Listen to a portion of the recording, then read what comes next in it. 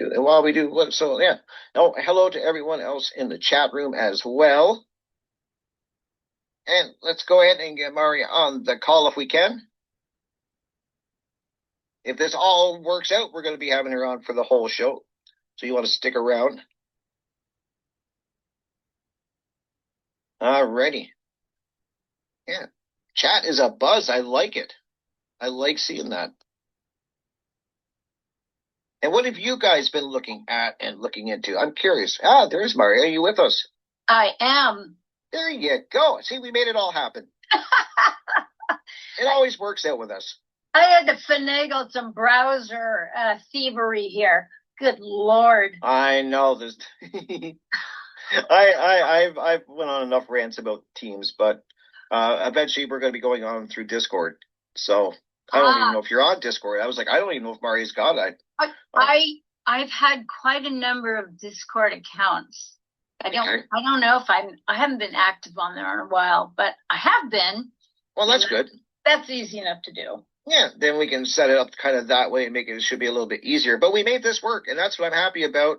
I was looking forward to this. I was trying to tell you off air some crazy things going on, so my mind's kind of been all over the place. But I'm excited to be able to come and chat with you. I love touching base with you. Yeah. See what's going on. Oh, and I'm so sorry for all that. Yeah. Isn't it crazy?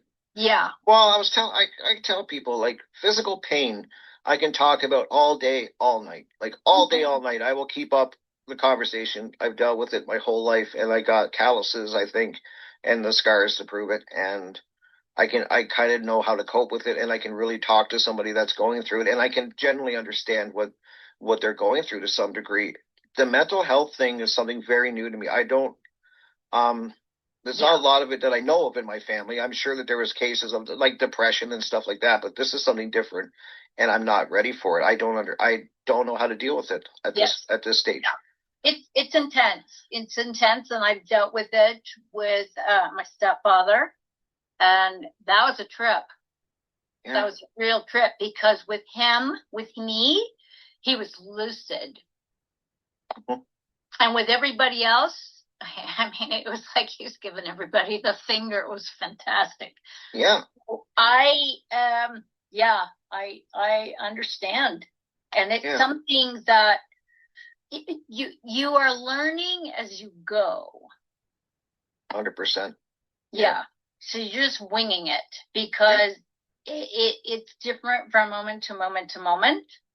Mm-hmm. And then all of a sudden things are going south.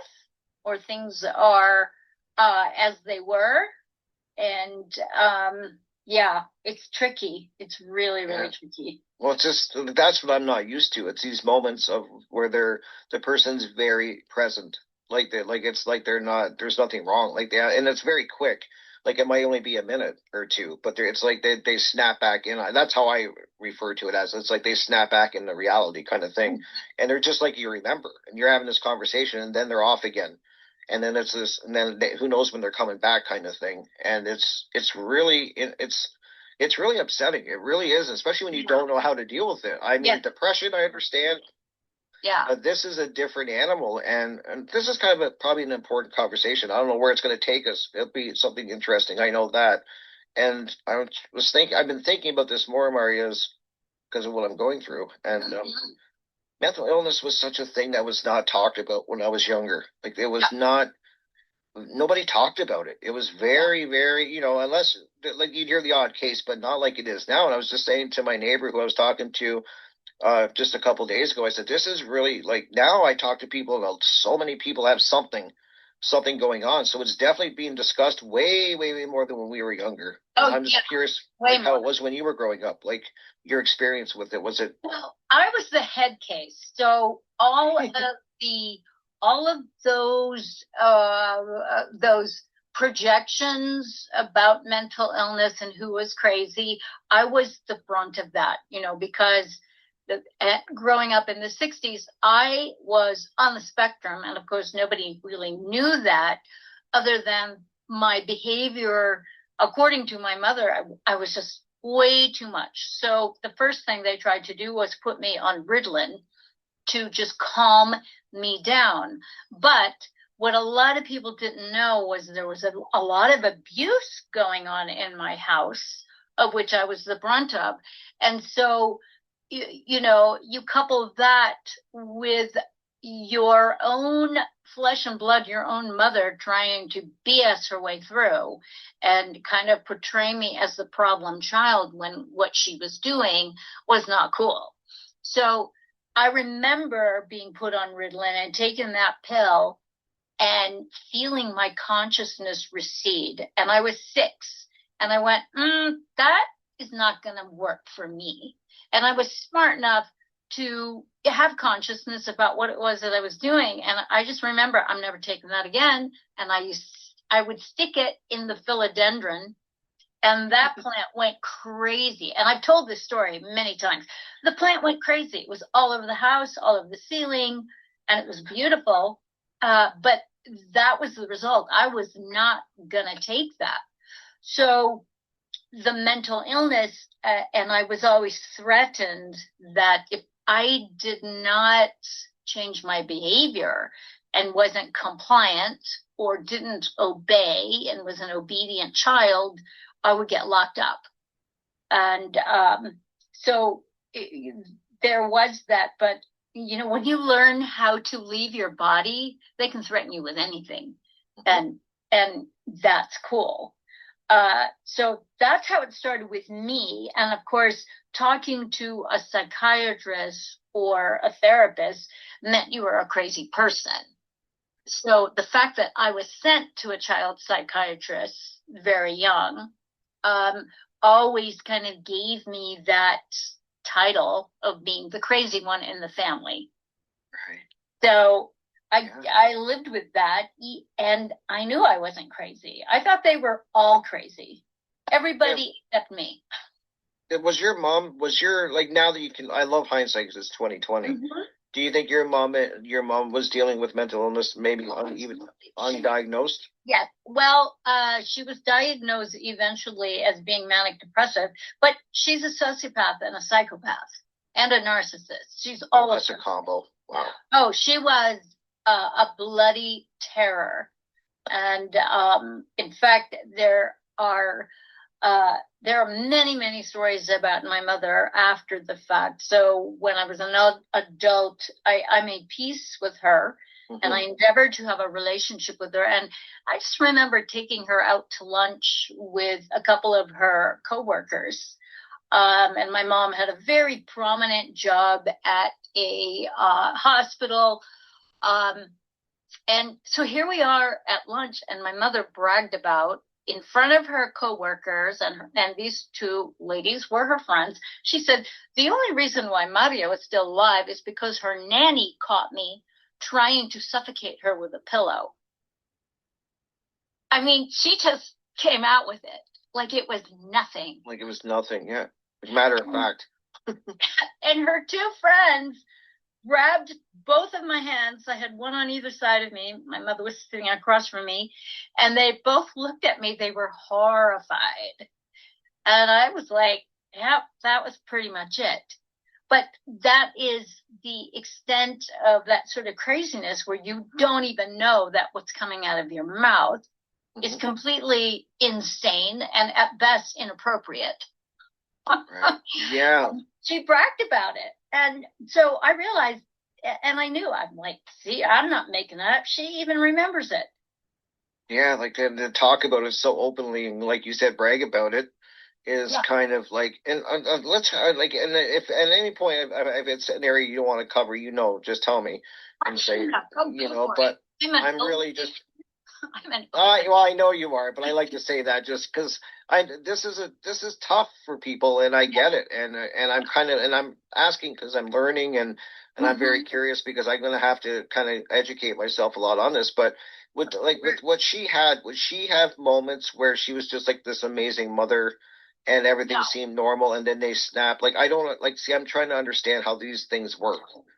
I'll give you an example. Okay, so there was a lot of physical abuse. So she would be like physically abusing me. The doorbell would ring. I would be behind the door very, very strategically hidden. Mm-hmm. And, you know, she was a very violent person and yelling and all that kind of stuff. And she would open the door and go from this beating your daughter, and I was small, beating your daughter, to opening the door and going, hey, I mean, we're talking switching a personality where, you know, and nobody knew what was going on. And so she was very crafty in her demeanor to be doing a complete 180 in one fell swoop. And then as soon as the door closed, Back you know, to business. psycho mom. That's terrifying. I'm trying to put myself in your shoes as a young girl and seeing that switch and not understanding what it is. I'm just, because I mean, that's, and then how confusing that would be for you. It's like, wow, like how can she switch that quick? I've never really been exposed to anything like that I can remember, where somebody is just, I've heard of it, but I've never seen it. It's a kind of psychosis. And I knew she was crazy. And eventually she just got very comfortable in her abuse, that in front of certain neighbors, the gloves were off. You know, she had no facade, and she would just tell people to mind their own business. You know, and people did back then, and they did. They absolutely did back then. Yeah, and so. See, I don't know how much we've ever talked about your father, to be honest. I'm trying to remember, so forgive me, but was he around? No, my birth father was not around, but I had a stepfather who was much older, and he was very kind. But you know, he was retired military, had this arranged marriage with my mother. They were like third cousins or something like this. Something very, very strange. He was gone all the time. You know, he was overseas for like 9 months to a year at a time. And then by the time he retired, I was practically out of the house.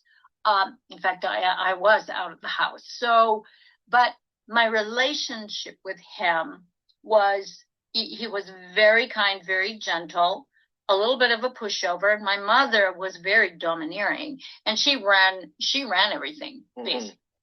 And so what he did was basically he drank a lot, number one, and he would go out and play golf or cards. So he was not around. Any opportunity that he had to get away from her, he went there. I would go there. Yeah, want to golf? Let's go. Great. And but what ended up happening, because he was so much older than her, is that he became very elderly and started exhibiting, according to my mother, Alzheimer's, and eventually got diagnosed. But what was interesting is that my relationship with him was entirely different. And he was never like that. He was always lucid with me. I mean, he was driving a car up until he was 97 years old. That's and wow. It was around 97 where my mother just kind of gave up on him. And I will have to say, not even in her defense, that he did act out with her. So whatever their relationship was, because I didn't see a lot of their interaction, and what I did see is my mother, and I've said this before, my mom is a man-hating feminist. I can do it better than a man. So that was her whole thing. And so she was very disrespectful to him, would talk down to him, would belittle him, do all this kind of stuff. And his weapon, he had a hearing aid. He just turned his hearing aid off. I don't mean to laugh. I'm just picturing him tune out. He was so fun. He was so fun, you know. So I knew what he was up to. I turned the hearing aid off too. You know, no one wants to get nagged at. No one. No man, no woman, no one in their right mind wants to get nagged at. And so it got very, I always imagine that the reason why he went there was, in particular, in his circumstance with my mother, was really to get back at her for every little thing, every little awful slight that she endeavored to get away with and thought she got away with. And I mean, there were some funny things where I was just, and I'm not sure even how the diagnosis happened. It's like all of a sudden I get a phone call saying that, he's been diagnosed with Alzheimer's, and you need to do something about it. I needed to do something about it. So it was a very, very interesting dynamic. And I am not denying that he had some issues at the end of his life, because eventually what happened is that he did end up in a full care facility, a nursing home, and eventually passed away a few years later, just a couple of months short of his 100th birthday. What an age. Like, yeah. Really? Like, I'm just like, yeah. Wow. Yeah. That's a long time. I don't think I want to live that long, frankly. I'm kind of done now. Still driving at that age and everything. It's just like, it seemed like he was a sharp fellow kind of thing going. And then he was pretty sharp. And then with the dynamic between him and my mother, I mean, was just like really, really very, very strange. And he started acting out with her. Like, he would always tell me, like, we talked baseball. He was into baseball, and so he was my baseball partner. We'd go to baseball games and do all that kind of stuff. And he was into aliens, and he'd go, when they come and get me, I'm gonna knock on your back door, and if you want to go up, we'll go up together. I'm going, okay. My mom would scream, "Don't encourage him. That's just crazy talk." And I just have fun with it. It's like, it's like, calm down. Yeah, like, what's the harm in, yeah. Do you think she was jealous of your guys' relationship? Most definitely. Definitely. But I gotta say, towards the end, he did start getting belligerent. And I came home from a trip one time, and I just landed at the airport and turned on my cell phone. And she's screaming. She's going, "You have to come clean the house. He's flinging poo." You're like, what? What? He's doing what?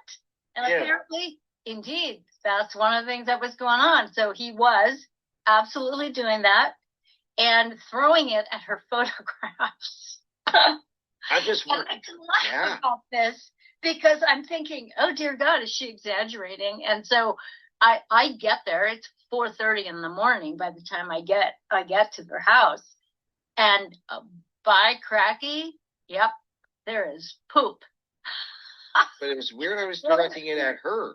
Pretty much. And my mom, like I said, a narcissist. There was a full-on photograph of just her face. I mean, who does that? Yeah. Who does that? Who's got pictures of themselves all over the house? I don't either. I don't have any pictures of me. I got my wedding photo. That's it. I don't have any. Yeah. I mean, you have group photos and stuff, but photos of you? Like, what? It's just strange. And so I came out there, I cleaned up, and I'm talking to him, and we're laughing. We're just laughing hysterically. And at the same time, I realized, okay, this is a line has been crossed here. And so it's time.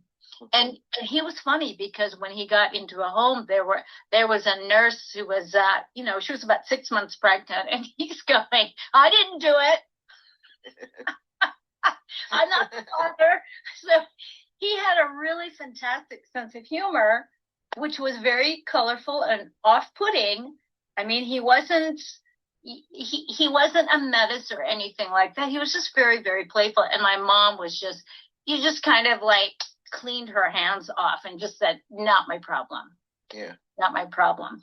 And so that was very, very disturbing, because this is a man who worked all his life for many, many years. Even after he retired from 2 different careers, he always found work, always did odd things, spent a lot of time in the garden.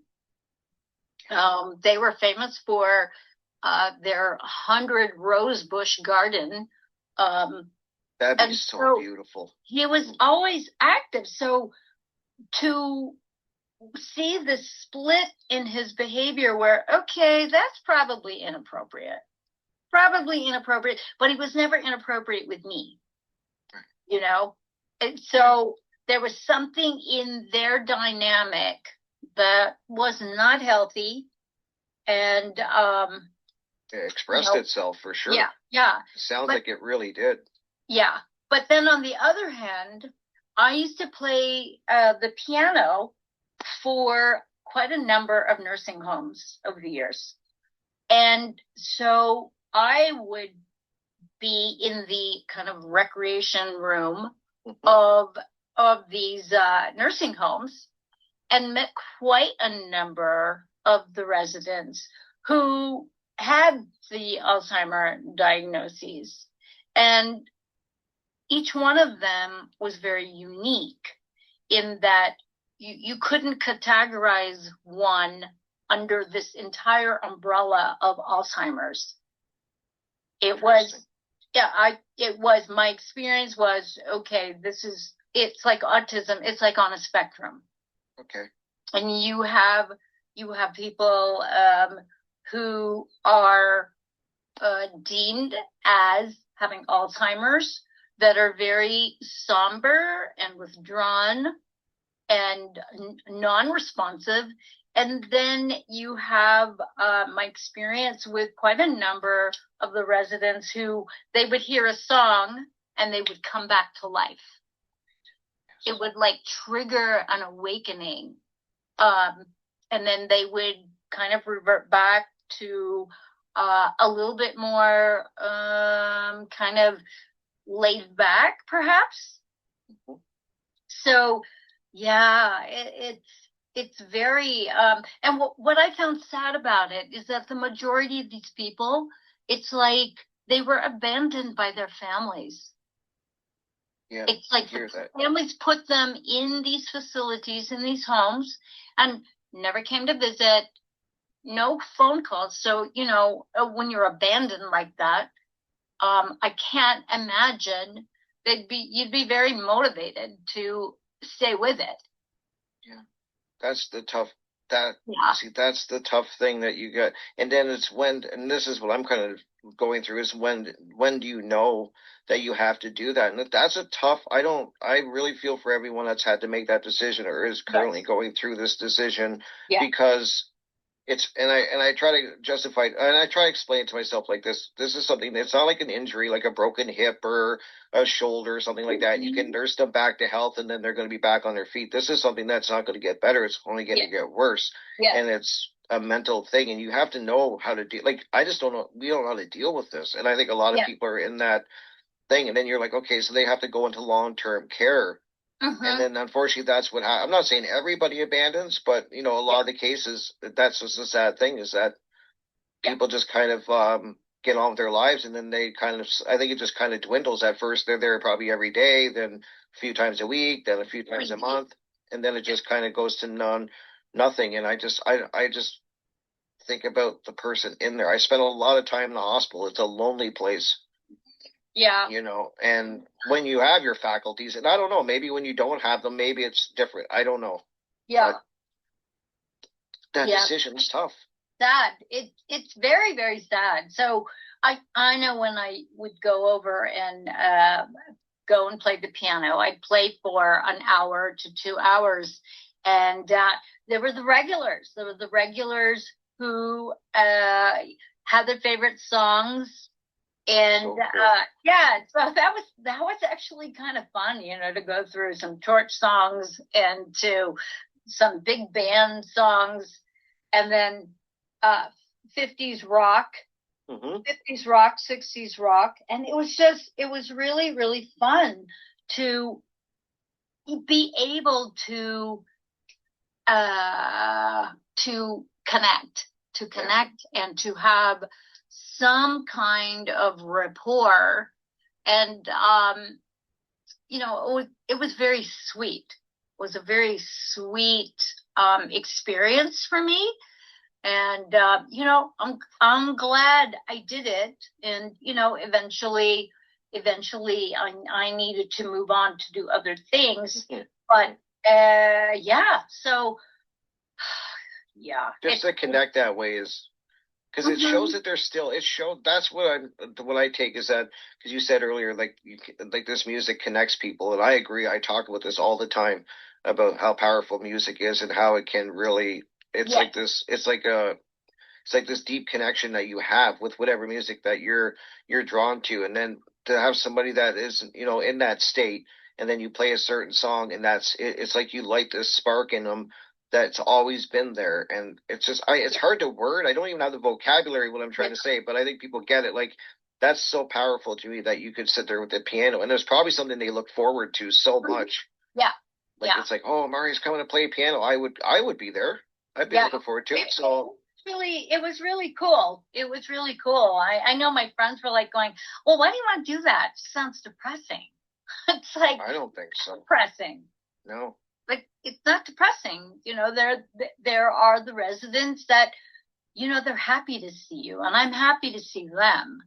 And that's what it is. It really is that connection, that human contact, to be able to reach somebody, even if it's for just a few moments, for them to tap into a memory. Sometimes the memory wasn't a happy one. I remember there was this one lady who, and she actually ended up passing away during my tenure as one of the entertainers that would come over. But there was one song, I'm trying to remember what song. It was My Funny Valentine, and I played it, and she was like, please don't play that song. And it was just like, it triggered a memory that was a very sad memory for her. And I was mortified. I'm going, oh, wow. Okay. And this poor lady, and she had like this story of being jilted by a beau. And, this was like in the 40s or something like that. And she's talking about it. And I'm like, oh, I'm so sorry. I didn't mean it. I didn't mean it. Okay. That's powerful, though. Pick another song. Yeah.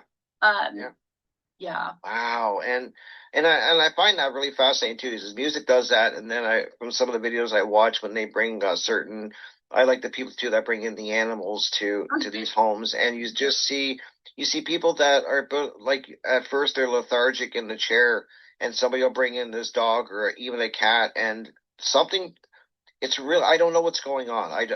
But there's a connection.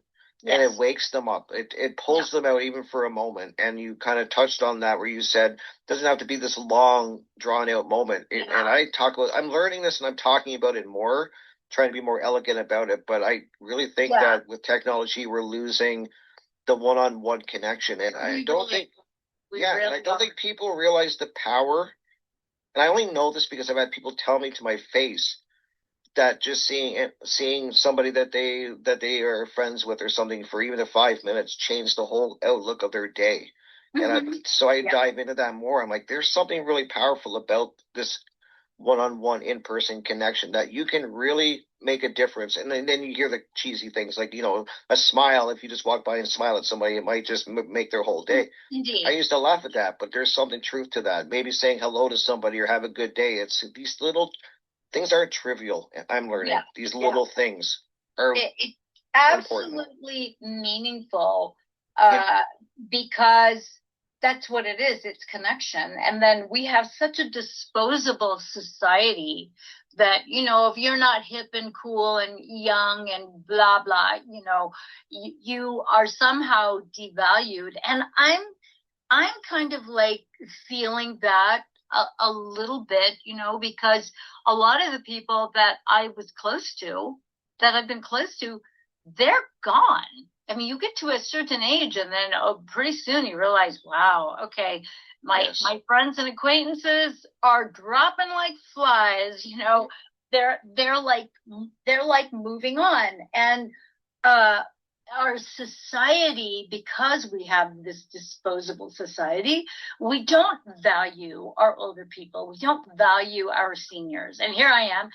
I'm a senior citizen technically, you know, and it's like, like, you know, my kids are not interested in like chatting it up with me. They're not. They're involved in their lives, and I can interface with that to a certain extent. But at the same time, you can see that if you are an elder person and a lot of your family has either gone or they've moved on or they've moved away, and you don't have, you know, you don't have those connections, or it would be easy to feel devalued. It would be easy to feel abandoned. And then you end up in, say, a care facility, and it's like, you know, it's a one-way street. And yeah. And I get what you're saying. There's conversations about, I'm going to die here. Or even not even having the conversation, but just being in one of these facilities and just never interacting. And there was a lot of that. I remember the TV room, which was next to the game room, where they had the upright piano and a movie, you know, a video thing, and snacks and coffee and tea. The TV room was so depressing. Like, I just remember feeling like, wow, that is a tomb, because it was just one game show after another. And I mean, and a lot of the game shows, they weren't even modern either. They were just repeats, and people just sitting and staring away. So it sounds depressing. It makes me just feel so badly about where we have gone as a society, particularly in the West, where we don't take care of our older people. Yeah.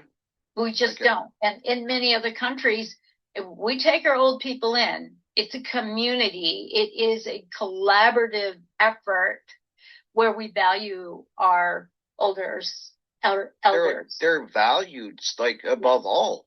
Yes. Elders. That was a very high position not long ago. I always tell people, like, you know, this isn't like ancient history that these things were going on, and probably some tribes in other countries and that it's still going on. Well, it is, where they, you know, like you just said, elders are very protected, and they are looked at for a source of wisdom. And I've always looked at people, and not just elderly people, but I have no problem. I would sit in a room with a bunch of elderly people, and I'm sure I would learn some incredible things, because wow, they're like just like this tomb of knowledge and experience. And I love experience, because then you're getting into the real stuff. Then when you, like, somebody went through something, or saw it, or was a part of it, you can't beat that. That's boots on the ground. Yeah, they were there. The storytelling, I think, is like super important. So that's how things get passed on. Yeah. And then back in the day, I mean, you know, in the old days, it sounds funny, but, you know, that's what kind of how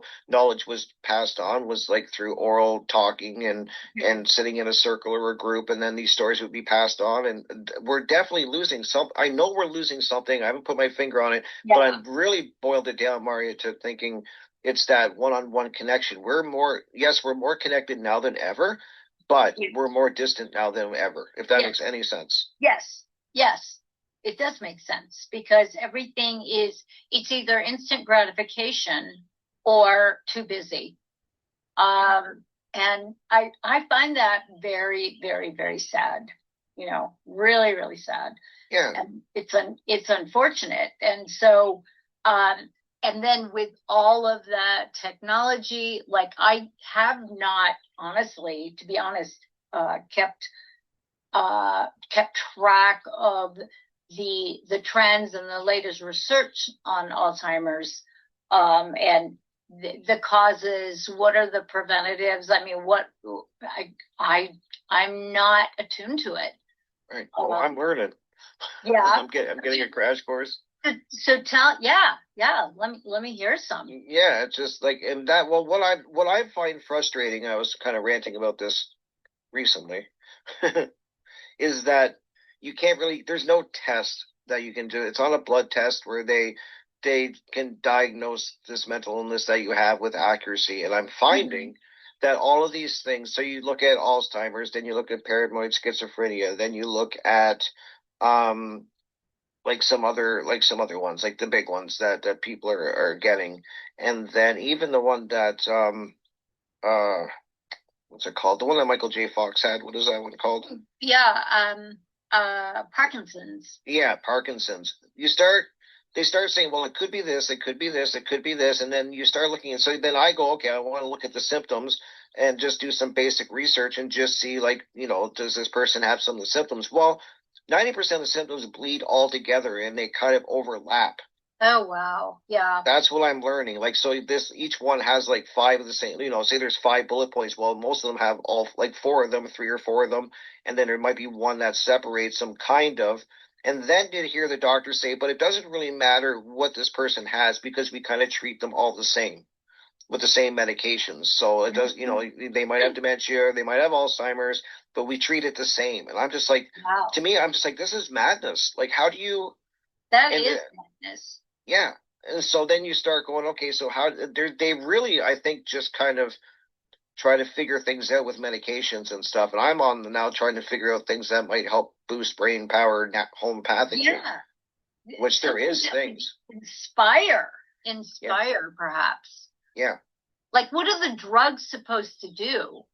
It's something about dopamine is what I'm learning. These things have a lack of dopamine. And so I think what these drugs do, I don't know. I'm learning, guys. Please don't take what I'm saying as gospel, but I'm learning that there's definitely something going on with the dopamine from what it seems. And I think I would assume a lot of these medications increase that or something. But there's a lot of things like there's just weird things that you wouldn't think really help. But I've talking to people that are kind of went through similar or are going through similar with a loved one or a friend of theirs. And there is things out there that it's not going to cure them or anything, but it's going to help. You can try to boost things and try to give them bring them back a little. Well, yeah, I mean, that's the whole thing with connection is dopamine is very, very important. That and oxytocin to feel connected. It's those feel good hormones where you've got something to look forward to. You're being rewarded for being in connection. There's a positive feedback loop. Yeah, well, that's why that's why the social media is dangerous. They target your dopamine hits. So most people are walking around, they don't even realize that they're dopamine addicts.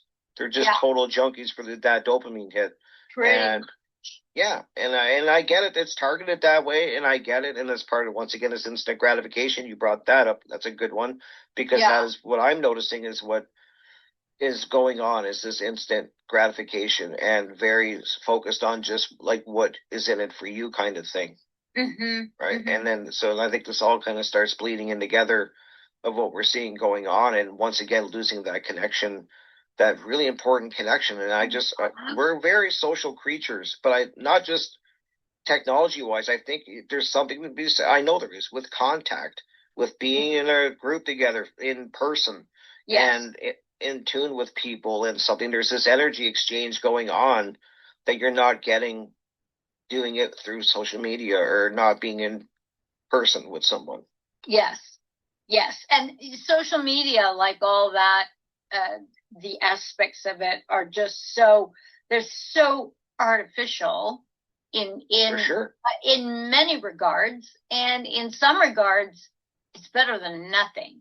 And I mean, I hear people talking about that, especially people who live in isolation or live far away and have decided to go out and live in the woods. I mean, there's consequences to making those kinds of choices.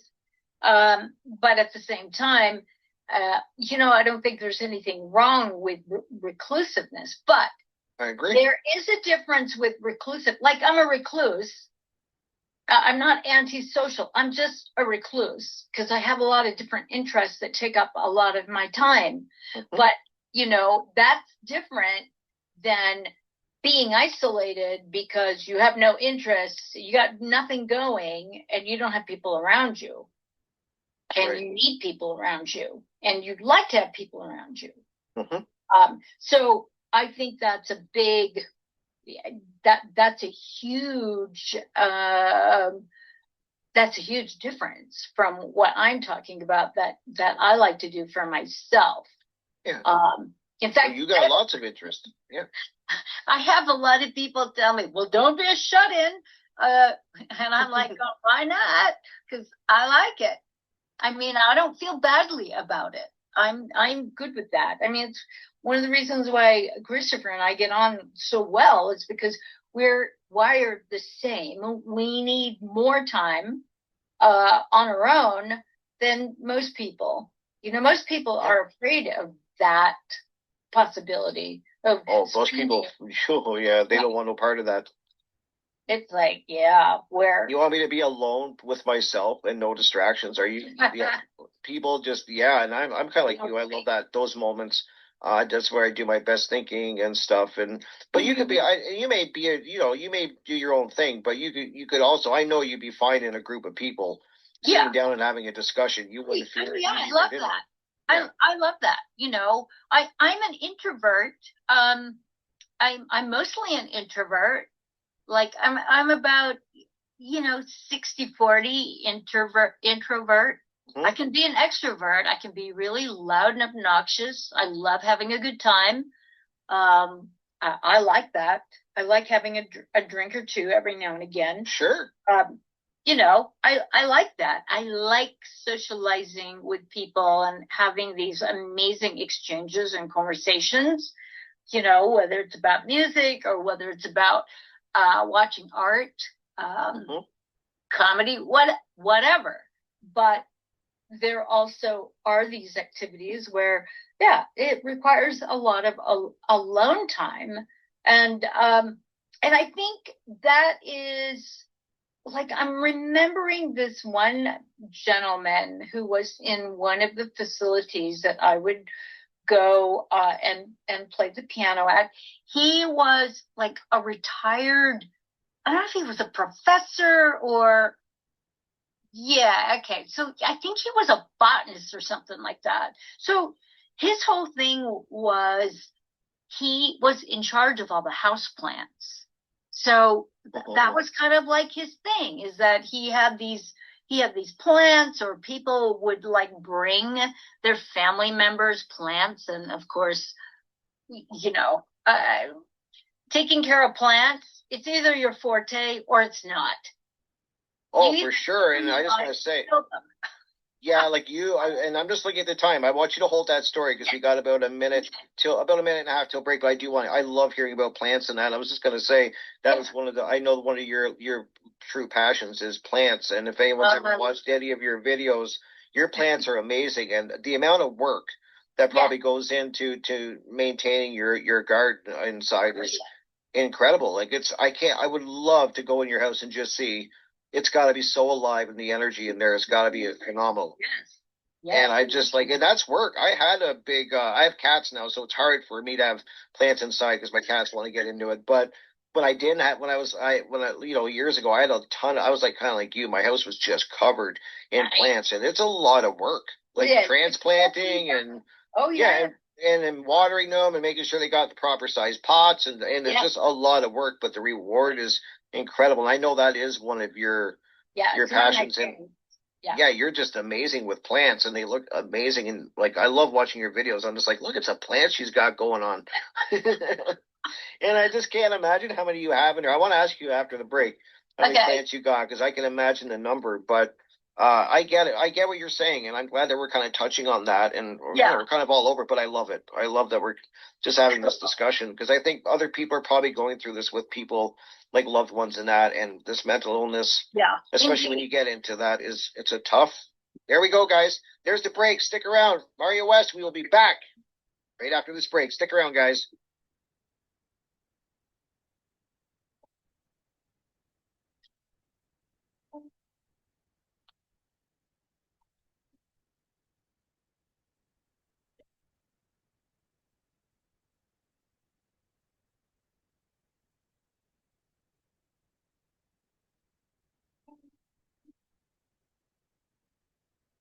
Radio at freedomslips.com. We'll be right back after this message.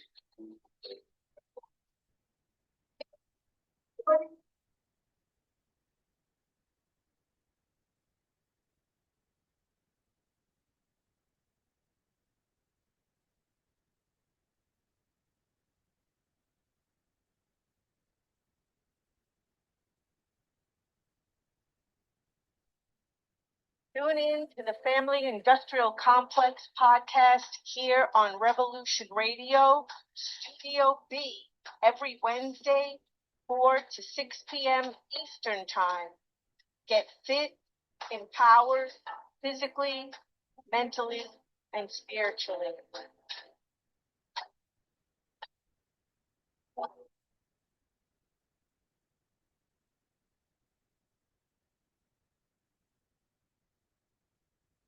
Interrupt your normally scheduled programming to bring you this important broadcasting announcement. Now is the time to explore your greatest potential, embracing truth, health, and wellness while discarding the system and exposing its corruption. Experience true freedom every Saturday night between 6 and 8 p.m. Eastern Standard Time. Live from Studio B, it's the Jonathan Wright Show. Find it right here at revolution.radio.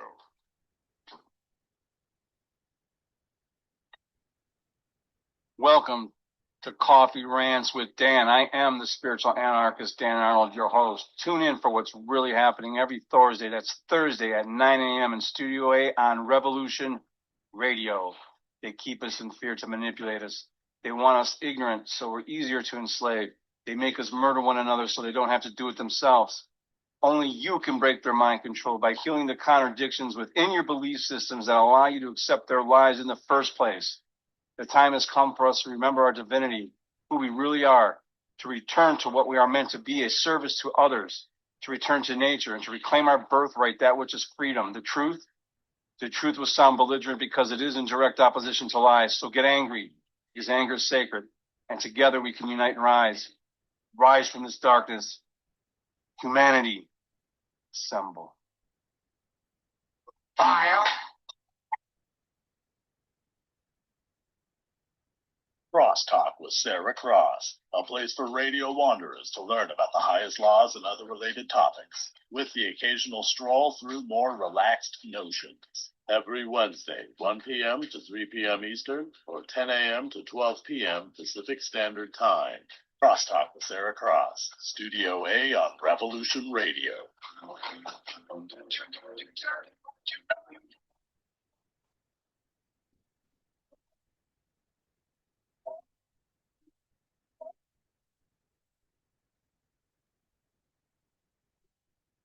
I will defend myself against their tyranny. Number 3 is my radio broadcast. I'm squarely in front of the public all the time, and they all know what's going on.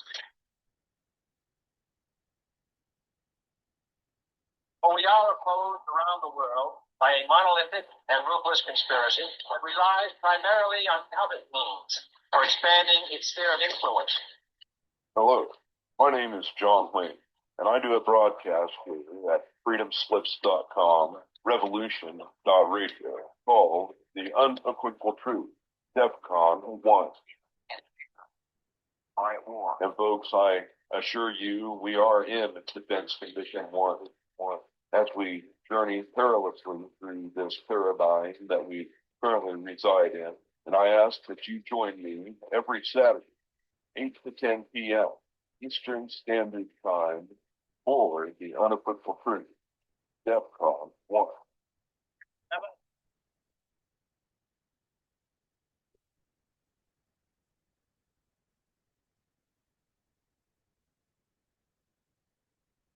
The original machine had a base plate of pre-famulated amulite, surmounted by a malleable logarithmic casing, in such a way that the two spurving bearings were in a direct line with a panometric fan. The lineup consisted simply of 6 hydrocoptic Marsal vanes, so fitted to the ambifacient lunar wane shaft that side fumbling was effectively prevented. The main winding was of the normal lotus-o-deltoid type, placed in panendermic semi-boloid slots of the stator, every 7th conductor being connected by a non-reversible tremie pipe to the differential girdle spring on the up end of the gram meters. Thank you for listening to Revolution Radio. Take taking the confusion out of transmutated lunar girdle springs for 4 years and running. Revolution Radio, the #1 listener-supported alternative media radio on the planet.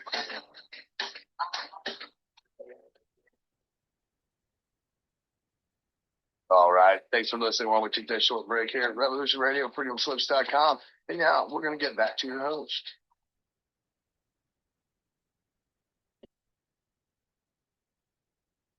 Welcome back, everybody. We are already rolling into hour 2, and my guest, the lovely Marja West, and she has the YouTube channel. Please check it out.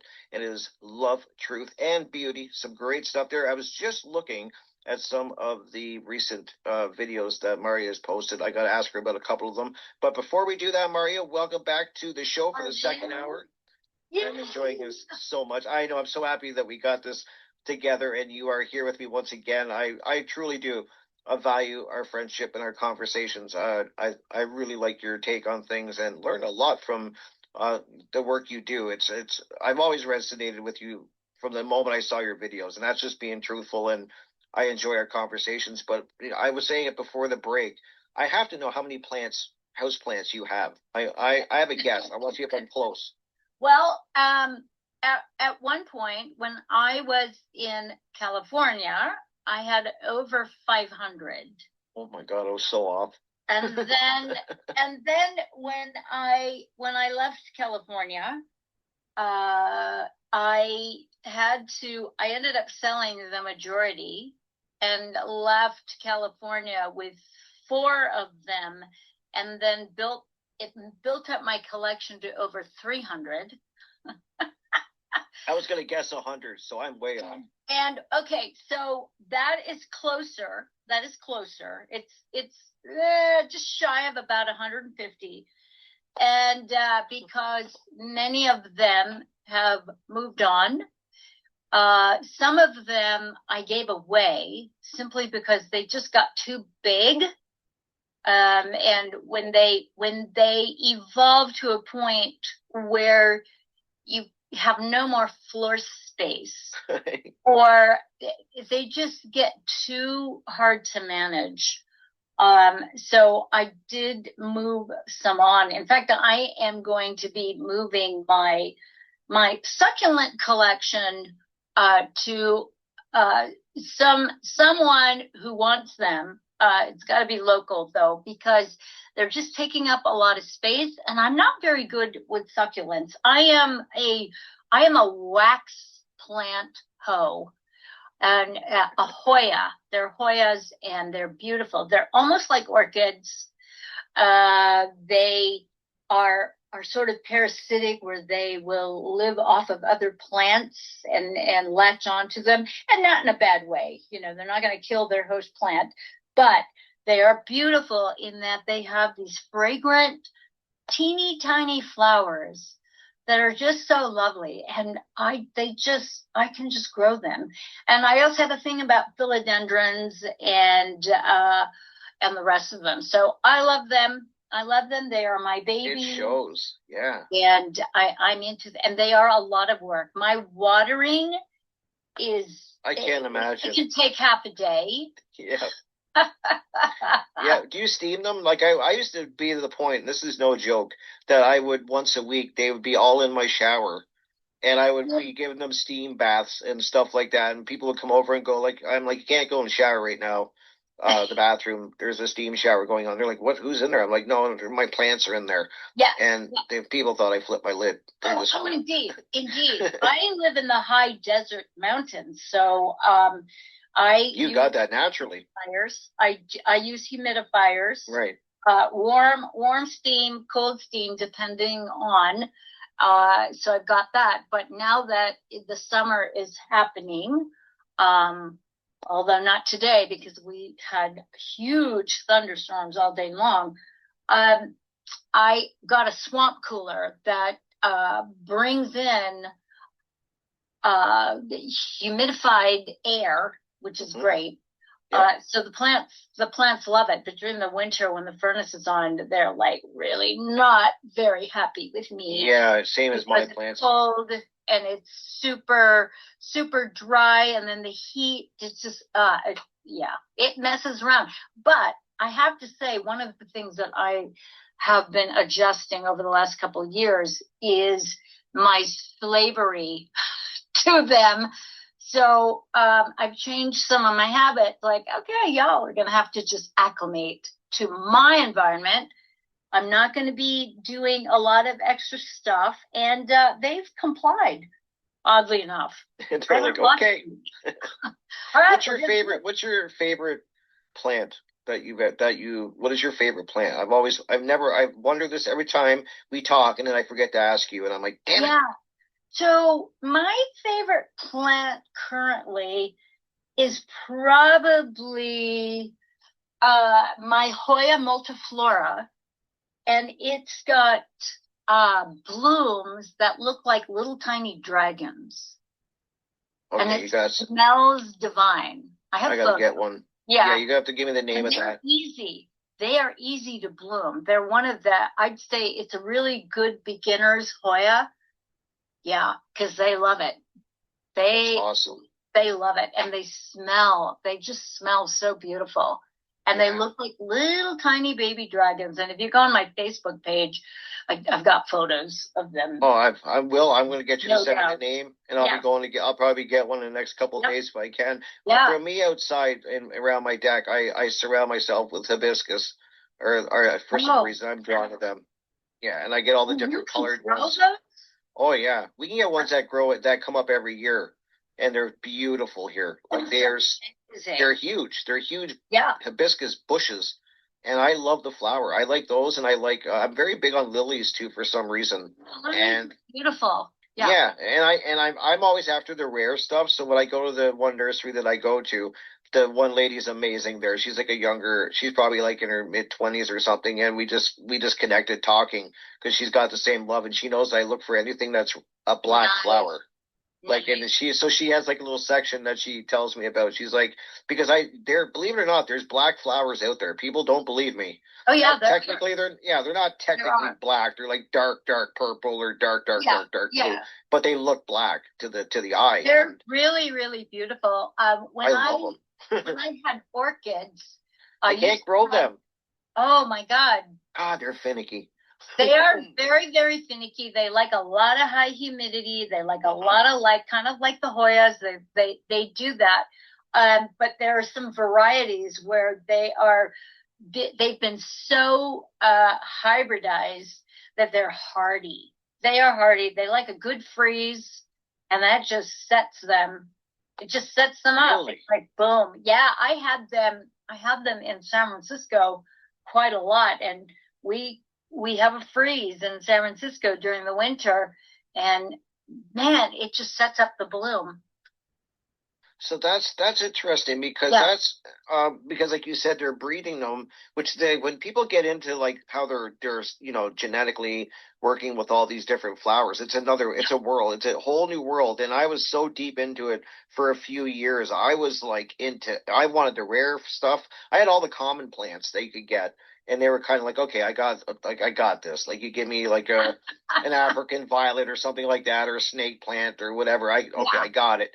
And then I got into succulents, and then I go, okay. And I have hit and miss with them, but I got better. I used to overwater them, and then I learned my lesson. But then I was getting into the rare stuff, and near the end, and and it was just a really cool experience. But I'd see now that's kind of interesting that they're breeding them to be more hardy. Yeah. When I was trying to grow an orchid. What's your favorite plant? What's your favorite exotic? I like hibiscus. That's what I for some reason I'm drawn to them. And I like the lilies, like tiger lilies and stuff like that. Like I just drawn to those for some reason. And peonies. Peonies. Peonies. I love peonies. Yeah. I just started growing those about 5 years ago. The first couple bulbs I planted, I don't know what I probably planted them upside down or something. I didn't know what I was doing, and they didn't come up. But then I did a second run the summer after, and I got 3. And I got really growing, and I got a natural one that a squirrel planted or something. It's in the middle of my yard, and I had to mow around it and stuff. But it's beautiful. It's huge. But I didn't plant it. It was planted by nature. Oh my goodness! Wow. It just showed up. So Yeah, but Awesome. yeah, I probably don't know about, like, I didn't know about the one that you're talking about that you're going to that you recommended. I want to. I'm going to recommend that. They're very, very easy. And, I mean, you talk about satisfaction. Oh, I can imagine. And do they get big? Like, are they a bush or are they? They can get big. They can get big. I've got 3 of them and they bloom constantly. That's incredible. They bloom all year round in these sprays. And yeah, I'll send you some photos on the Facebook. We'll be exchanging plant pictures. But I know, I am totally. We exchange pictures of what? Flowers. Flowers, yes. Absolutely, yeah. Yeah, that's so cool. I'm a good dragon mommy, and they look like little dragons. Yeah, I never heard of them. I honestly never have, so that's why I'm like, okay, I got to get one. If I can get one, I'm going to get one and let you know if I got one. Has some really great Hoya vendors, that's for sure. So yeah. I'm sure you can find a lot of them. Yep.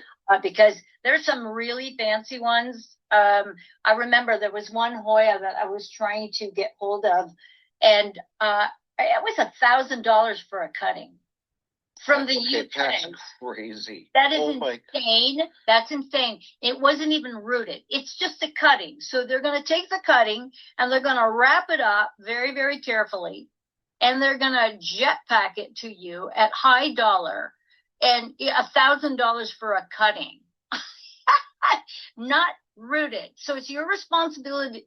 It's your responsibility to root them. I'm like, and that's an art in its own too. Indeed. And some people are really great at it. I'm not so good at that. Yeah, I'm not good at I can do it with weed plants, but I mean, they're a weed, right? Like, so they're not, like, I can definitely, like, I've got to the point now where on my outdoor marijuana plants I grow every summer, I can bend the bottom, I don't even know what you call them, like shoots or whatever. And then you just kind of bend them into the dirt and they root, and then, yeah, blah, blah, blah. Yeah. But I wouldn't be paying, I'm not confident enough in my rooting skills to get $1,000 cutting. Yeah. And that's not me. And I've been pretty good. I remember walking around in Berkeley, California, and there was this one street, and I love wisterias, and there were different wisterias on this block, and I'm knocking on every door going, excuse me, but could I have a cutting of your wisteria? People are looking at me like I was nuts, and they all let me do it. But what I ended up doing is I ended up grafting these cuttings into 3 of my wisteria bushes, and it took 10 years, and I have the best I've got pictures of those, and it's just fantastic. I mean, just the satisfaction that you get. Now, mind you, 10 years, I waited 10 years, and then I was so sorry when I sold the places, because I had to leave my English garden behind. That was absolutely fantastic. But I have pictures. It'll last forever now. And you can make another one, but 10 years is a long time. Yeah. That's a long time. Yes. And I've always wanted a rose garden too, but I'm learning with roses. Yeah, I'm learning. I find it took me a few years to get a rose to stay, and then finally I got one to stay. It took me some trial and error and learning how to winterize. So the thing about Canada is you got to winterize shit because we get brutal winters here. Yeah, and it's too hot. So a lot of the stuff outside that I've tried to grow, it's just too harsh. You know, we're in triple digits during the summer. We go below freezing, it snows, and it's like, it just isn't. So the climate in San Francisco is so different than where I'm at 7,000 feet. So it's just, I've tried, and I've burned a lot of cash trying to grow stuff that really doesn't want to grow here. You're right. It's not cheap. Like, that's what I learned too, especially the rare stuff that you get into. And that's where I was kind of doing with hibiscus. Like, the sky's the limit. There's some rare, pretty much any breed of plant I'm learning you can get pretty exotic versions of them. It's just that, are you willing to pay for it? And with my levels right now, it's not worth it. It's a big risk because I just don't know if I'm ready to take something like that on, because if you're paying like even $100 for a plant, that's a lot of money. That's a lot for of a money. plant. Yeah. And then you don't want to kill it, Oh, So I've done that. Yeah. do you have the hibiscus in a pot, or do you have it in the ground? I get I have both. I just started ones that are going to be coming up every year. Cool. So I'm learning. Ferns is another one. I love ferns. I killed them. Yeah, I'm you. So my neighbor. Plants too. In fact, I saw a beautiful spider plant at a nursery with Christopher over the weekend, and they were all hissing at me. They're all going, "Get away from us, lady. We know your reputation." And it's true. For whatever reason, I don't do well with spider plants. They don't. Ferns aren't easy to grow either. Like my neighbor is the one who she has a beautiful garden in her backyard. Like she's got that green thumb. Reminds me of probably like you, how you would be. She just knows her shit with plants, and her garden is amazing. And I always go to her and sit in her backyard and chat with her because she's elderly and her husband passed away a few years ago. She's alone, her and her dog. So I go over and I grew up with her. She's known me since I was like 4 years old. And so I go visit with her, and I love her backyard. She has beautiful ferns. And I always say, like, I've tried, they all die. She's like, I'm going to bring it in the fall. She's like, I'm going to bring over some cuttings. You clear a spot in your garden. I'll plant it. I'm going to let me do this. And I'm like, it's never going to work. Everything she brought over in the last fall, is growing now amazing. She was over here 3 times a day, taking care of them, watering them, checking on them. And now I got ferns that look incredible. Because that's amazing. Yeah, she's just got that gift. But I learned from her. And so I'm going to get some help with the roses next. I'm going to be like, all right, nice. I need some help with this. But it's just, and once again, it goes back to this talking in person and this knowledge where you can ask questions and that. And I'm just looking at your recent videos. I want you to tell me about your latest one. Do you remember it? Oh, yes. The one about the eye for an eye. Yeah. Yes. I'm very curious how this all came about and your thoughts. Yes. So that was a replay of a live stream that I did on Indigo Angel's YouTube channel. She's also known as Amanda Jane DeMarco. She's in Florida, and she does a lot of really fantastic work regarding our galactic heritage. Now, a lot of people aren't into that kind of stuff. They think it's a little bit too new agey, but it actually isn't. Once you can get beyond your little triggers and the nonsense of denying your sort of cosmic heritage, right? Because those of us who are in the know that this prison planet that we're on is not really our home. The world is not the planet. The world is the matrix, and the organic aspects of the planet are actually not exactly where we are from. So what we talk about in that is we talk about the realities of just the ongoing abuses toward women and girls and children, anything from pedophilia to genital mutilation to the rape and torture, child bride, all that kind of stuff, the trafficking of children. And we talk about it, and we talk about it in the context of the mind control that is Islam. And, people are going to argue that Islam is a religion of peace. And in my opinion, this is just my opinion. No one has to fight me on it. Everybody's entitled to an opinion. The Abrahamic religions are, to me, the true Satanists.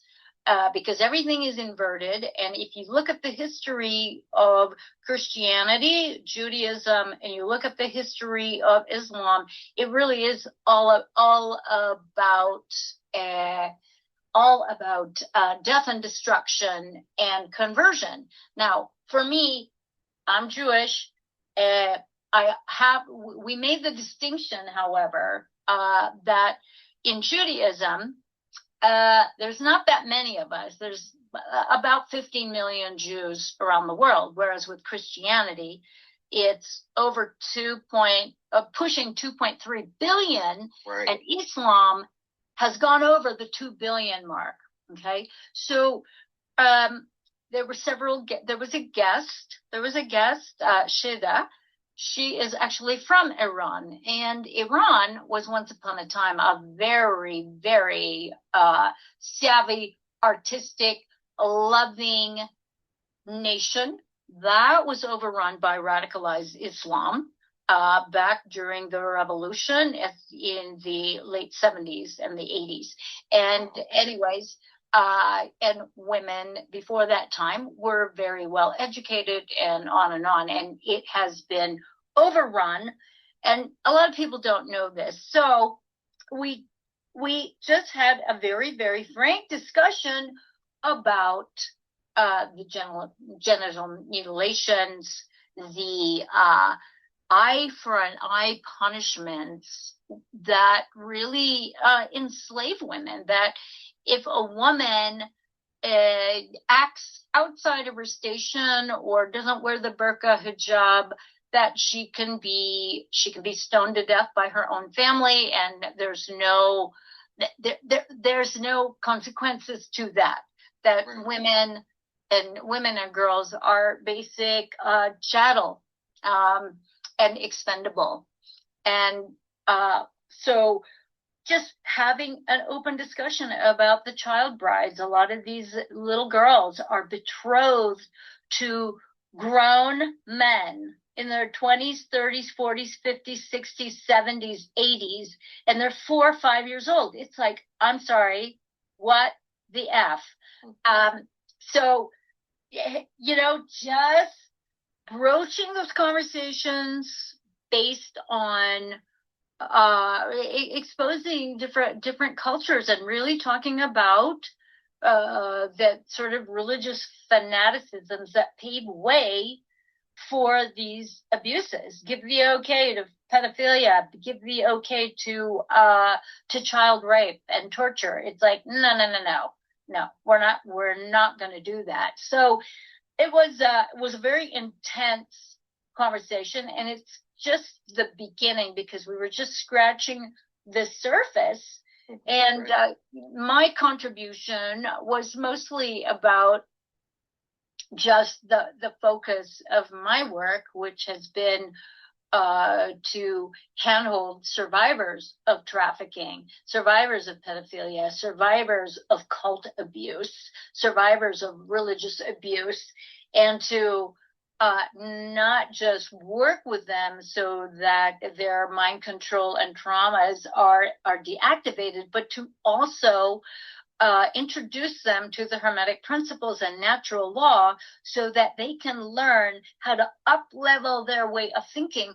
Because when you come from those cultures, when you come from that kind of mind control, that kind of brainwashing, you have to learn that you have a right to your sovereignty, that you have a right to create the kind of life that you want to live, that you can make different choices, that there is incredible possibility for you to be happy, but you have to learn that those are possible. And so it's really about stripping away, reconnecting the first eye, the heart, with the second eye, our senses, to connect to the third eye, which is the realm of all possibilities.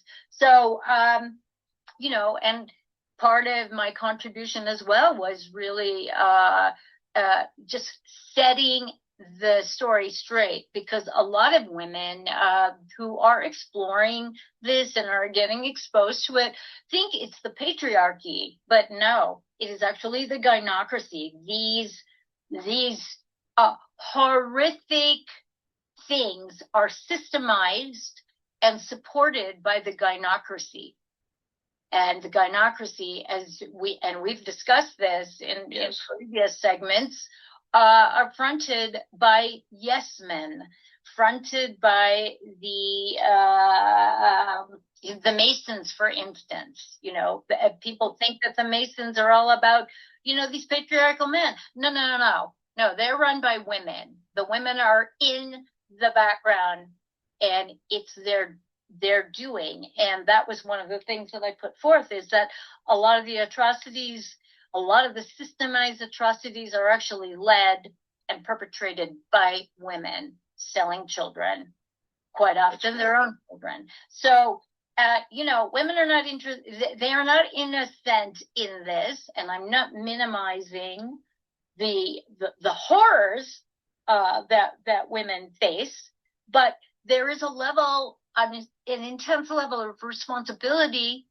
and an intense divide between women, where these women who perpetuate and perpetrate these crimes, literally against humanity, need to be exposed and held accountable. Yeah, So and spoken that was about. really best of that segment. Yeah. And that's with your work too. And I know we've talked about a lot of these things, but I mean, you are not, that's the one thing, is you're willing to talk about these things. And that's something that I think that people, I'm always noticed about you, is that you're willing to have the hard discussions and the hard topics. Some people will shy away from it. And I'm kind of the same way. I will have the discussion because I think they need to happen. And I know that you don't, sometimes you take a lot of flack for the angle from where the information you bring. You are no stranger to people not happy that you are saying, like, listen, it's not all the men, like, let's look behind and kind of go a little deeper. And that, with the feminist movement, all of that, we've talked about that too. You were around for a lot of this, you saw all of this, and you were very, over time, become aware of the agenda. And you have a take on it, because once again, you saw it. Yeah, I saw it. And I take no pleasure in outing my sisters, but that is part of the malignancy of the dark feminine. And a lot of these women, a lot of young women, get caught up in this, where we're just going to rage at men, and we're just going to have this blanket statement against men, without knowing the facts, without knowing history, the true history. And, when I was discovering these things, man, I didn't want to see it. I was like, oh my, whoa, wow, we are so not innocent in this. And to, just look at this stuff. And it's promoted under the guise of freedom for women. Well, that's how they sell it. Yep. They sell it to you like that, and that abortion rights is about freedom for women. I'm like this, okay, and I get to see this because I've had numerous abortions, and that the consequence of those choices still are with me, as I push on towards my 70s here, and I'm not exempt from regret. I'm not exempt from it. If I was really truly empowered, I would have practiced the correct birth control, or just close my legs. I mean, let's be honest here. And a lot of people want to, they want to have sex on the fly without any consequence. I'm sorry, people, it doesn't work that way. Do the math. And abortion is not birth control. So, so there's a lot of controversy around abortion and around all that kind of stuff, and just the blanket statements about, my body, my choice, and the freedom to kill at will. I don't believe that at the onset of pregnancy that you're just a mass of cells. No, you are a human being, and you as a human being have every right. You have a voice. even if your mama isn't giving you a voice, you do have a voice. And that is just my opinion. Now, when I was younger, I don't think I thought it out, to be honest. I mean, I'll be honest. I didn't think about it. I was thinking about my own selfish purposes and not taking responsibility for my actions. Well, and also, Marja, in your defense, they weren't promoting that either. They were kind of promoting the opposite. Indeed. And that's why I love these conversations that we have. Once again, I really value people that have lived through it and they've seen it, and they kind of done the work to understand what was going on. And what the final step I think that you do that a lot of people don't is that you speak about it, and you have not been, you've taken flack, like I just said. I know you have, for the things you say. Some people are not happy, but it doesn't make it any less true. Yes. And you've done your work on that, and you're just telling people what the truth is. And sometimes people don't like it, and that's fine. It doesn't make it any less true. And that's why I'm kind of glad that we got into this, because you're taking us from and I wasn't around to see the beginnings of this. And like, how did they sell? Like, how do I ask this? Like with birth control and stuff like that. Like, what were they selling it at the time when this first came? Was it like, oh my God, now you have so much more freedom? Yes. And you're like, is that the sales pitch? You're gonna ruin your life. You're gonna ruin your life. That pregnancy, motherhood was a burden. I mean, wow. That's how it was packaged for me. And also, you're gonna ruin your life. You're not gonna get to do things. You're not gonna get to go to college. You're not gonna get, whatever. Yeah. It's like go to school, go to college, travel, all that kind of stuff. So, when I think about that, I'm thinking, I did go to college. I mean, what is stopping you? I mean, it's just very, very weird. But a lot of it, I think, was really packaged in a very self-centered, irresponsible way. And I think that was really the sort of pushback of feminists towards the quote unquote patriarchy, that here, men could do whatever they want without consequence. And that's true. And that's because men and women are equal in their irresponsibility. I don't think it's a man thing. I don't think it's a woman thing. There's what you do and what you don't. And there are some men and women that do not want to take responsibility for the things they create and just want to blow it up. Whereas there are a lot of other men and women who will take responsibility and will have the gift of contemplation and hindsight and getting conscious about, wow, man, I think I've messed up. Like, it wasn't such a smart thing after all. But it was definitely a backlash of feminism against men, that, let's go get some birth control, and if we get pregnant outside of birth control, we can get it aborted.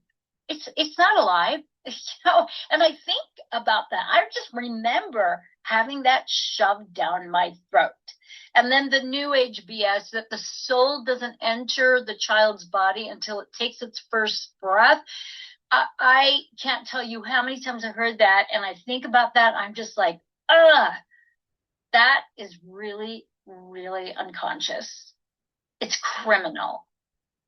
I've heard that too. And don't believe it for a nanosecond. Yeah. So like how they sold it.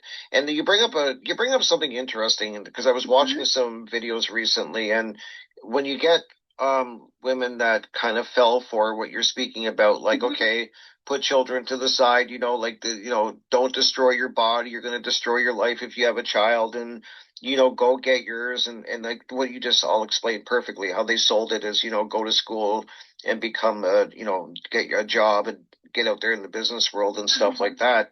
And that it's very fascinating when you have women that come forward that are up in age and they're honest. And some of them are, like, a lot of them are saying, I really didn't do things the right way. Now they're kind of up there in age, and they wish that they did have a family and that they did take the time to do that. And as you get older, things get harder to do. Yeah, and it's just fascinating. You don't have the energy. Yeah, like and it's just how they sold. I see the manipulation that they did, like the kind of bait and switch that they did on women, and I'm even willing to go on men too. Like this also affects men, but it's an interesting topic, and it's just fascinating when you hear some women think back, and they're just like, was this a smart trade off that I did? And I just think it's like when you start doing, there's something I've always thought of women as definitely equal and having just as equally and powerful role in the family of being the mother. Like you can give life. Like I know it takes two to create it, but there's this beautiful marriage of the masculine and the feminine that they kind of cut away. Yes. With this whole sales pitch. Yeah. To destroy the nuclear family. And that's exactly what they have done, which is why we have so much incredible mental illness, in the woke domains of society. Oh my God. Some of the things that I hear, I just want to unhear them, I agree. Because I really have to bite my tongue, because there's a part of me that I want to smack people, but it's not appropriate. It's not appropriate to smack people, and people have their choices, and I just gotta it's like, wow, yep, your body, your choice. I get it, but that's the whole thing. See, I know when I really started giving it a lot of thought, I gave it a lot of thought because I had a lot of emotional charge around some of the choices that I'd made. And, it wasn't pretty. It's not pretty to get real and to face the reality that you messed up, that you made the wrong choice. It was a big mistake, and that choice was immoral. And so when I really started working with the Hermetic principles and natural law, I really had to face up to some of my immorality because it was convenient. The moral choice was going to have deeper consequences and cost me more. And, I just didn't think it through.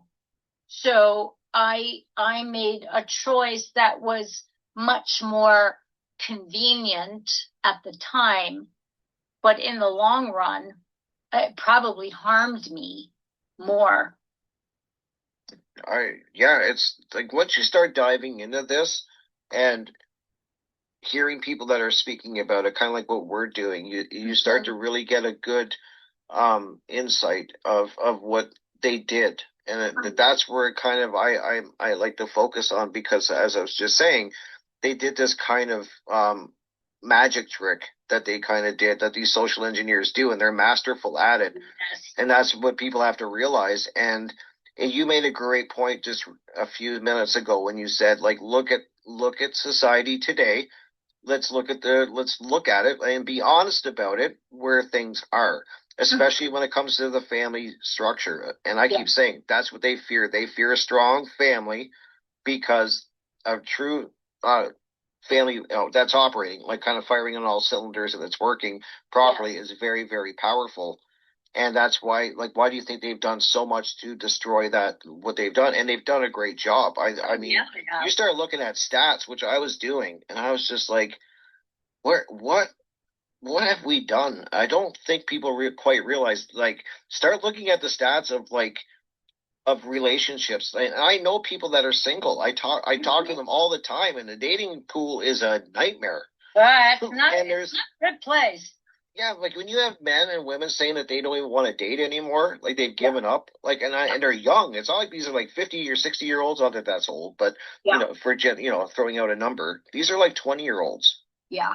And younger, that are just like, I'm done. I don't want to deal with it. It's just it's so crazy.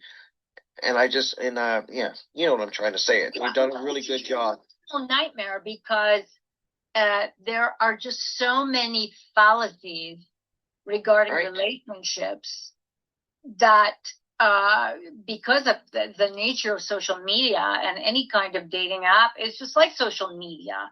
You're not in the real. You're dealing with a lot of projection of your own wants and needs, and unfortunately, those wants and needs are they're being managed by your fears.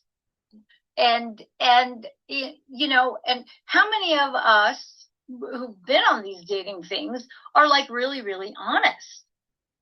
I mean, it becomes a numbers game. At least these are what my young friends talk about. You know, it's like, well, I'm not gonna like, yeah, it just becomes like this, like it's like a game. Yeah, it's a game. It's a game. And you got to put it out there, like, you know, just the deep divide in terms of the socioeconomics or religion or politics. Politics is huge. You know, I mean, I've seen some of these funny things. You know, if you voted for your Trump, you should just swipe. And I just want to laugh, because it's like, wow, this is where it's at, people. You know, that's the divide that they're doing. Oh, wow. That's the part that is crazy, and that how masterfully they've done it. Yes. And then that's the thing that they keep attacking, is this: they're destroying the family structure. And it's just, I think it's so, more people I think are becoming aware of it. Like, I do talk to people, and it kind of gives me hope, because, you know, I'm not saying that there's not good people out there. I don't ever want a blanket statement, so that's not what I'm doing. I'm not saying that there's not good things going on out there, but you have to be really careful, I think, and really navigate the waters, because you're dealing with people that and this is the first time that we've really seen a generation that is, because of social media, has changed the whole dating game. Yes. And we're going to start, we're seeing the effects of this. And like in our, you know, this is the first generation where it's really a big impact on what's going on. And then you just have to start looking at what's going on around you. Right. And you're going to get an idea of what's happening. And marriages are down. Like a lot of broken families where there's only one of the parents raising the children, and then you get into the stats of what's happening in that family dynamic, and it's you start seeing the truth. It's basic relationship skills, and people just don't have them. They don't have basic relationship skills. It's more about, you know, the whole thing of hypergamy, which is really women looking for the bestest, the biggest, baddest husband that they could find. And it's all based on this superficial nonsense about TNA. And if you want this, and you got to give me that, it's a weird transactional thing. And guys are sick of it. They're sick of it. They go, well, you know, we're back into the realm of, once again, being the dude who, and how many dudes fall into the category of having all that and more, you know, because then there's the normal nice guys, not like these alpha men. The one with the most toys wins it all. But, you know, it's just so confusing. All I can say is that I'm glad I never went there. I'm glad that, you know, I was self-sustaining enough to be okay without a man for a very, very, very long time, and to just really, you know, really work on myself and enjoy my company. Right. Yeah. And that's the thing. It just, this is just where I get it. I'm not saying that everybody should be married or whatever. That's not either what I'm saying. I'm just saying that we're seeing we're seeing the results of bad decisions in the past. And that's what people have to start kind of realizing, like, why, because a lot of people will say, like, why is it the way it is? Well, you go back and look at the steps that it took to get to where we're at. And if you can't be honest and see that they have targeted the family structure drastically, I don't know what to tell somebody. That it's just like, you're just not being honest. Like, you're not looking and being honest with yourself, because they have definitely destroyed it. Mm-hmm. Yeah. And then we're seeing the results from it. And just starting to, I think it's getting worse. Yeah. It's not getting better from what I can tell. And please, I'm always willing to be corrected. Let me know. Send me an email and show me where I'm wrong. But I really don't think I am. I think it's going to get worse before it gets better. I don't like saying that. We're lucky. We're lucky because we've chosen wisely in terms of our significant others. Mm-hmm. And like people ask me all the time, well, what is the basis of an amazing, loving relationship? Well, first of all, you have a great, amazing, loving relationship with yourself. That's number one. That's what. Yes. I mean, duh. And then number two, you have to have the same values. You have to have the same morality. Otherwise, what are we doing here? You know? Yeah. I mean, yeah. That's how getting to know somebody. Like, that's the thing. You have to get to know somebody kind of thing over time. And it takes time. And then, and this hookup. And I like a lot of people say, and I've even fallen prey to say, like, there's this big hookup culture. And I tend to think, Mark Passio, that it's not as, see, I don't know because I'm not in it. So I don't know. That's the problem. I'm the worst to ask. Is a hookup culture. Yeah, because I have friends that are. He says there isn't. He says there isn't. It's like, okay, well, I counsel these men and women. There's most definitely a hookup. There you go. You know, most definitely. That is not fantasy. There's a lot of pain and suffering in hookup culture because unfortunately every one of these people, it's not about getting laid. They're looking for love. Yeah, that's past laid. Like that. Yeah. It goes past that. Yeah. And like the friends that I talk to, they're lonely. Like I didn't mean to cut you off, but that's what my friend just recently told me, who's single, and he's not that old. He's like just late 20s, and he's getting into his 30s, and that's what he said to me. He's like, they're lonely, and they're lonely, and I'm like, and he can have sex. He can go on an app. He can get it. Trust me. There's a hookup culture, but that's not what most are. I think people are just, they're not. That's not. That gets old quickly. Yeah. Totally. It's old. It's empty. It's sad. It really is sad. Yeah, people just want stability and. Yeah. So that's an inside job, in my opinion. I mean, you just have to figure out what makes you happy, and it's not a relationship. It is not a relationship. It's not a man. It's not a woman. It is not some relationship that is going to fulfill your life. And I always tell people, if that's what you're looking for to fill your emptiness, boy, that is just not going to end well for you. It's a lot to put on your partner too. Indeed. Could you imagine? Like, that's a job that you will never accomplish. No, thank you. No, thank you. Like you're never, if you're with somebody because they're filling a gap like that, like we're describing it. Yeah. That's a never-ending job. Like you can't. It's just like it's no different than a drug addiction or alcohol addiction where you're trying to. Indeed. And then I think that's kind of what slips into it. And I just found that interesting when you talk to people and they're lonely, and it's just really strange. It's like, okay, so we're connected more now than we've ever been. Yeah. But people are lonely. Yeah. Like, okay, so like.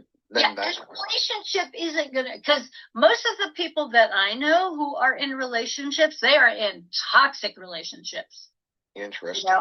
I only know a handful of couples that are loving, respectful, and they've been together for a very, very long time. They've learned how to not just communicate, but how to work through conflict and how to be in that place where you can have compassion and understanding for one another and agree to disagree. Mm-hmm. But most people are just looking to be fulfilled. They're looking to be serviced. And, I mean, and that's the whole thing, because I know quite a number of couples in the Truth and Freedom movement who try to be all that, and you get up close and personal, it is a shice show. I mean, really is not good. It's not a loving relationship. It's actually unconscious and transactional. But, you know, these people are spewing about conscious relationships. You know, that's what I don't like. I don't like the hypocrisy of a lot of the truth and freedom movement talking about relationships. I mean, yeah, you may be great at outing the bad stuff, but, you know, what's really going on under your own roof ain't so good. You are not, you're not the poster child of a conscious relationship, because it takes work and it takes humility, and you're going to mess up a lot, and you're going to apologize over and over and over and over and over again. You know? Well, it was funny that I'm kind of giggling because me and my neighbor were just talking about this just recently. Like we were talking about the difference between somebody, like a relationship that's only like, you know, a year old to one that is, say, 10 years old. And the people that are in the 1 year relationship, they see the 10-year one and they're like, why don't we have what you guys have? It's like, you haven't put the time in. Like, you've only put a year in. It sounds like a long time, I know. A year is like friggin' for neon to the couples now, but that it's just that there's something about time that you know, you put the work in and you kind of figure things out, but that's what people aren't doing, is giving the time to grow and to fumble and forgive. You said it great. Say sorry, and you're going to make mistakes, and communicate. It's another thing that is lacking, is communication, true communication about the relationship. Yeah, you learn different styles of communication. That, you know, Christopher and I, we have different styles of communication, and that's taken a long time to come to a place. You know, we're together 5 years now. We figured we've been in each other's lives for a little over 2,000 days. You know, and it's taken all of that time to get our basic communication styles together. And the basic communication styles also involves being able to temper back your reactivity during heated discussions when the past is getting triggered, you're getting defensive, or you're getting belligerent, or you're whatever. Everybody's got to dial things back and be able to come together from a place of love and compassion, not from a place of bullying each other into submission, you know, and being right. There you go. Yeah. That's the way. I mean, we're almost at the end of the show, guys. I wish we had another hour, Marja. I really do. Already? Holy. I know. Look how quick that goes. But no fear, because I'm taking a note, and we're going to, when I have you back on the show, we will definitely continue this conversation. We got about a minute. I want to make sure, let everyone know where they can find your work. I encourage people to go check out Marja, because she's got some incredible information out there about all the things we're talking about and so much more. Where can they find you, Marja? Cool. Well, my website is LoveTruth&Beauty.com, and my YouTube channel is LoveTruth&Beauty, and you can find me there. And I'm very, very friendly, and I talk a lot about a lot of different things. So I'm an equal opportunity offender, apparently, and I make no apologies for that. That's what I love about you, is that you're willing to have the hard discussions and listen. That's a great thing. I think a lot of people don't want to listen, especially if they don't agree with what you're saying. But I think there's so much knowledge and wisdom you can get from just taking the time to sit and listen. You don't have to agree on everything. You can agree to disagree, but the conversations are important. And you guys who are listening right now are important. I thank you so much for your support, for being here. It means so much to me. And I will be back, of course, next week, same time, same place. And I will definitely have another great conversation coming up. Please check out Marja's website. Check out her YouTube channel. You're going to find some great information there and some great knowledge. And it's a great conversation, as you can see. Easy to talk to. So thank you guys for being here. Thanks, Rick. Absolutely, Marja. And you know you're always welcome back. And everyone have a great week. I will see you next time. Bye, love.